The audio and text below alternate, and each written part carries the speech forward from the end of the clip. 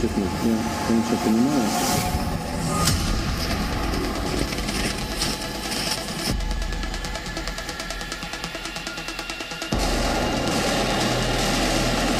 विश्व युद्ध का खतरा यूक्रेन में जी news.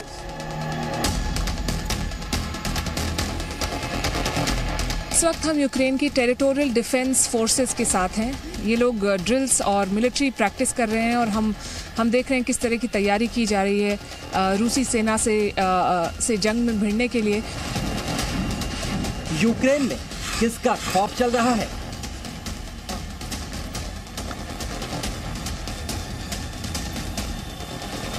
Is a crazy person, and you cannot, you don't know what's coming into mind of crazy person.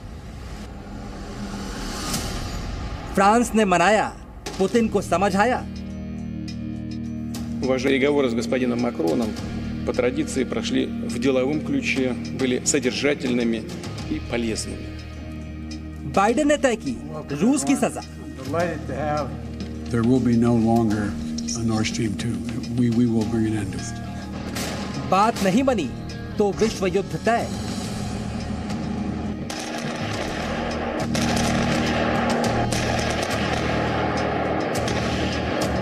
Que nous apprécierons d'ailleurs des nouvelles initiatives à prendre. विश्व युद्ध रोकने की आखिरी कोशिश। और देश हित में अब बात उस टेंशन की जो किसी भी वक्त विश्व युद्ध जैसे संकट में बदल सकती है।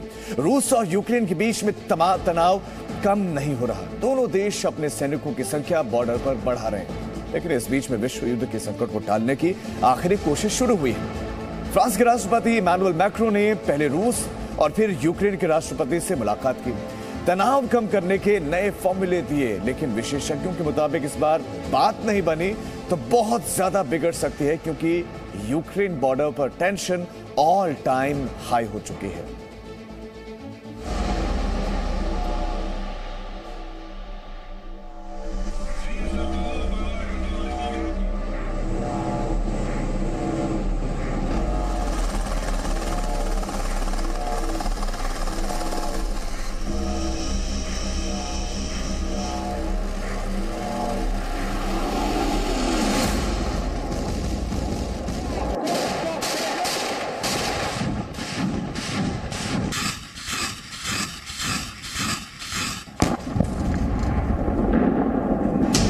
ये यूक्रेन का बॉर्डर है, जहां एक तरफ रूस अपने सबसे शक्तिशाली और घातक हथियारों के साथ सैन्य अभ्यास कर रहा है।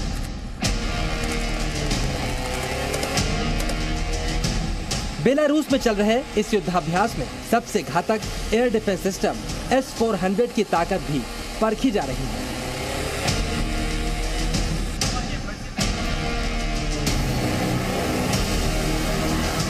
दूसरी ओर रूस की वायुसेना के घातक सुखोई 35 विमान भी हवा से दुश्मनों को मार गिराने के अभ्यास में जुटे हैं।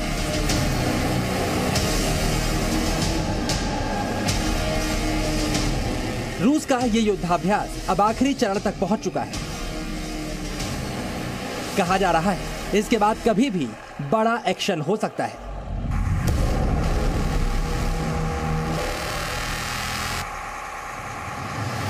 इधर यूक्रेन की सेना भी रूस के हमले की स्थिति में पलटवार के लिए तैयार हो रही है। यूक्रेन की सेना अपने खतरनाक टैंकों के साथ रूस पर भीषण पलटवार की तैयारी कर रही है।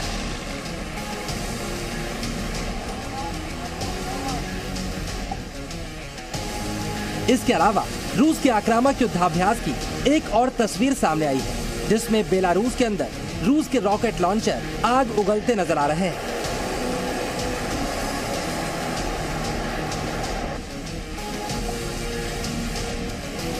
और रशियन अफसर इस पर नजर बनाए हुए हैं।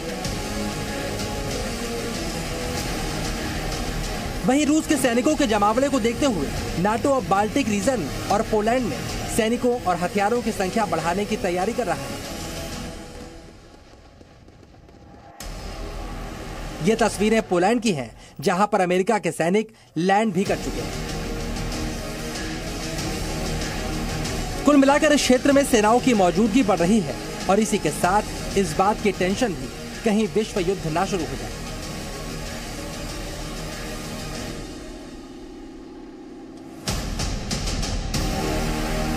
लेकिन इस बीच इस संभावित महायुद्ध को रोकने की कोशिश भी की जा रही है।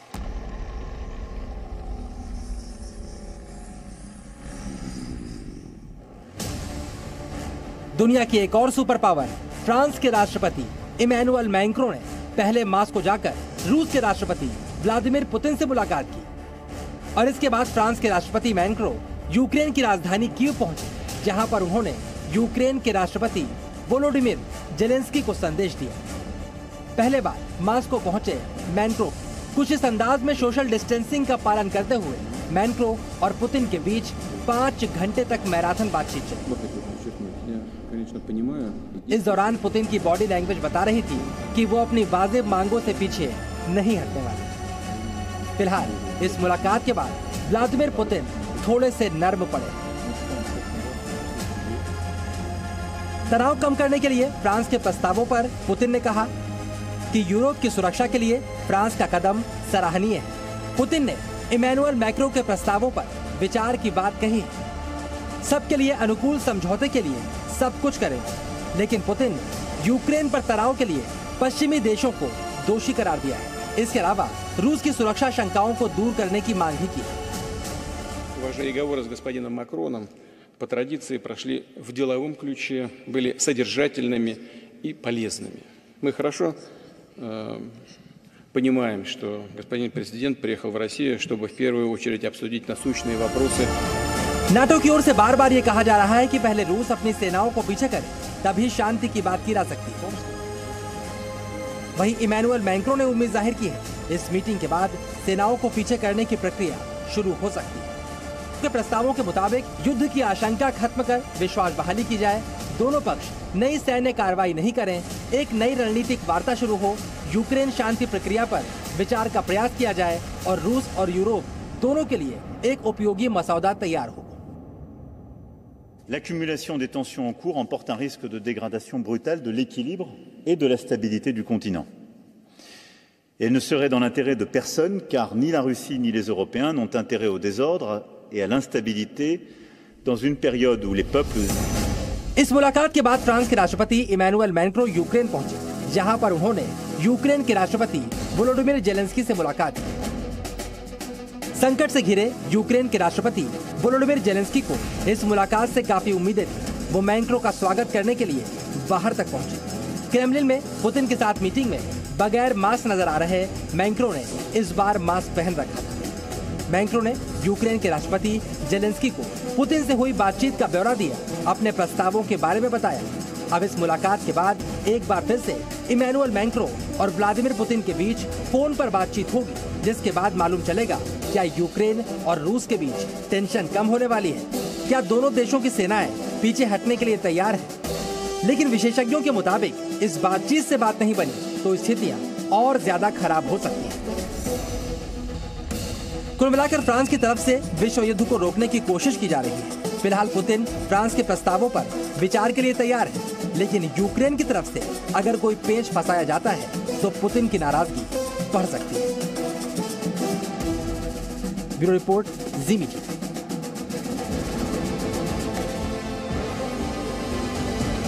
और इस बीच में अहम खबर, फ्रांस के राष्ट्रपति के मॉस्को दौरे का असर फिलहाल होता हुआ दिख नहीं रहा है, क्योंकि युद्धाभ्यास के लिए काला सागर पहुंचे रूसी वॉरशिप काला सागर पहुंच चुके हैं। युद्धाभ्यास के लिए 6 रूसी वॉरशिप काला सागर में मौजूद हैं। इस बीच में यूक्रेन का यह कहना है कि तनाव बना हुआ है, रूस तनाव नहीं घटा रहा।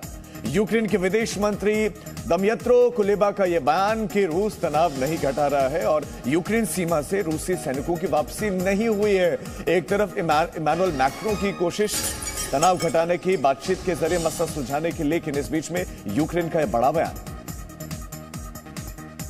Безпекова ситуація залишається загалом незмінною. Ми не бачимо жодного відведення з боку Російської Федерації, відведення їхніх військ від кордону України. Не бачимо наразі жодних зусиль Росії з деескалації. Ми бачимо, що зараз базовий сценарій Росії полягає у намаганнях дестабілізувати внутрішню ситуацію в Україні, з використанням загрози силою, але ще не самої збройної сили. Presenting B News app, available on Google Play and App Store. Download it now.